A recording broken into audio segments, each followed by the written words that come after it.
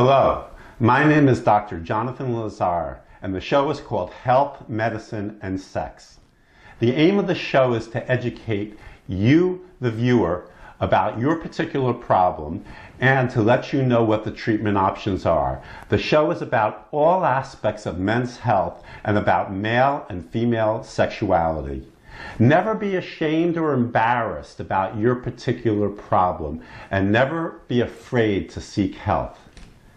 Again, my name is Dr. Lazare, and I am a urologist. I practice in New York City.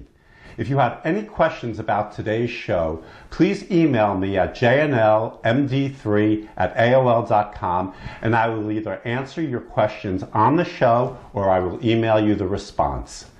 Today's topic is the penile fracture.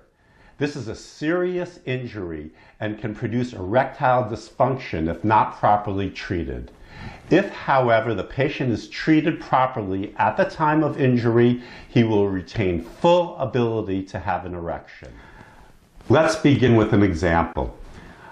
One evening last winter, I was driving to a restaurant in Manhattan with my girlfriend when my cell phone went off.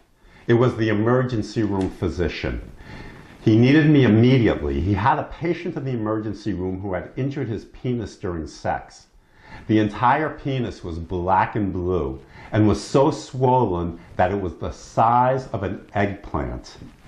I knew immediately that the patient had fractured his penis. I quickly dropped my girlfriend off at her home after profusely apologizing, and I drove straight to the emergency room.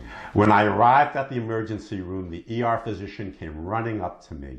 More details had emerged. The husband and the wife were having intercourse.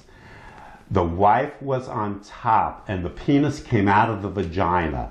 The wife came crashing down on top of the penis. Both the husband and the wife heard an audible crack, and then boom, the patient was in agony. I approached the patient.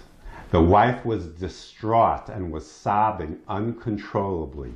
I did my best to reassure her. Apparently, the young man was in the army and he was due to ship out to Afghanistan the following morning. The wife was doing her patriotic part by giving her soldier a night to remember. Boy, did she succeed. I examined the patient. The diagnosis was obvious. I had to bring the patient to the operating room immediately. Let's take a look at the normal anatomy of the penis. This is a side view of the penis. During the erection, blood rushes into the penis and fills two long cylinders called the corpora cavernosa. You can appreciate them here and here. Below the corpora is the urethra. The urethra carries urine from the bladder to the tip of the penis. Let's take a look at the cross-section of the penis. You can appreciate the corpora cavernosa at the 3 o'clock and the 9 o'clock position. The urethra is at the 6 o'clock position. At the 12 o'clock position are the arteries and the veins and the nerves of the penis, which run under this tough protective layer. This layer is called Buck's fascia. This is a longitudinal view of the fractured penis. You are looking upward. Again, you are looking from the patient's feet to the patient's head. You can appreciate the two corpora cavernosa and the urethra. The fracture is located here in the corpora cavernosa near the base of the penis. If this fracture is not repaired at the time of injury, the patient will have erectile dysfunction. Before bringing the patient to the operating room, I briefly considered performing an MRI of the penis. The MRI is the best way of showing the size and the location of the injury. However, I realized that this would be a waste because I definitely had to operate on this patient. During the procedure, I would be able to fully visualize the size and the location of the injury. I did, however, elect to perform flexible cystoscopy at the beginning of the case. This involves placing a fiber optic telescope inside the urethra. I did so because a urethral injury accompanies a penile fracture in 25% of the cases. Fortunately, in this case, the urethra was fine. This is a picture of the penis at the start of the case. You can appreciate how swollen the penis is near the site of the injury. I made a circumferential incision here near the tip of the penis. This is called a circumcision incision. Then I dissected the skin away from the penis, and I was able to pull the skin all the way down. This is just like pulling a glove off of a hand. I was quickly able to visualize the fracture in the left corpora cavernosa near the base of the penis. The patient had suffered a clean break. Other than the tear in the corpora cavernosa, there was little damage to the surrounding tissue. If there had been extensive tissue damage, I would have had to perform a graft.